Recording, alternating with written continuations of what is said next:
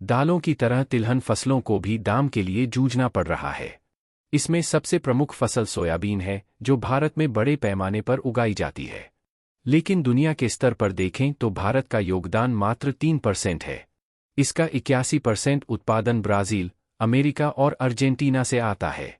भारत में खपत की जहां तक बात है तो सोयाबीन तेल का 50% से अधिक हिस्सा बाहर से मंगाना पड़ता है। अब सवाल है कि जब देश में सोयाबीन के तेल की इतनी अधिक मांग है तो किसानों या इससे जुड़े व्यापारियों को इसका फायदा क्यों नहीं मिलता? इसका जवाब है सोयाबीन तेल और अन्य उत्पादों का बड़े पैमाने पर आयात। घरेलू बाजार में जैसे ही आयात का माल पहुंचता है तो देशी प्रोडक्ट उससे मुकाबला नहीं कर पाते।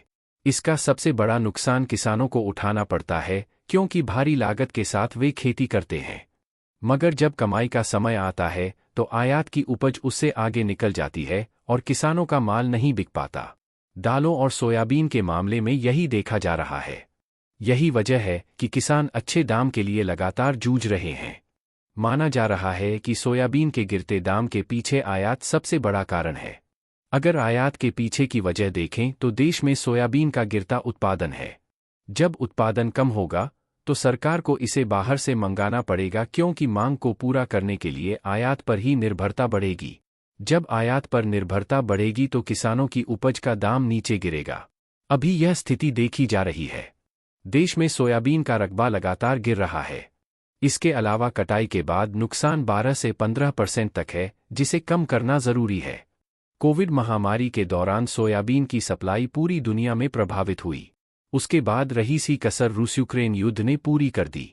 इस युद्ध ने सोयाबीन तेल की सप्लाई को बहुत अधिक प्रभावित किया है। इससे दुनिया में सोयाबीन तेल के दाम में 140% का उछाल है। 2020 के बाद यह रेट सबसे अधिक बढ़ा है। चूंकि भारत सोयाबीन का बहुत बड़ा आयातक है, इसलिए उसके व्यापारी अधिक फायदे में जाते हैं, क्योंकि वे आयात किए सोयाबीन दाने से तेल निकालते हैं और उसे महंगे दामों पर बेचते हैं। दूसरी ओर देश के किसानों को नुकसान होता है, क्योंकि उनकी उपज जल्द कोई खरीदता नहीं है। इन तमाम विपरीत परिस्थितियों में किसानों के सामने बड़ा प्रश्न यही है कि सोयाबीन उपज से आखिर कमाई कैसे बढ़ेगी? सोयाबीन उगाने वाले किसानों की खोजखबर कौन लेगा?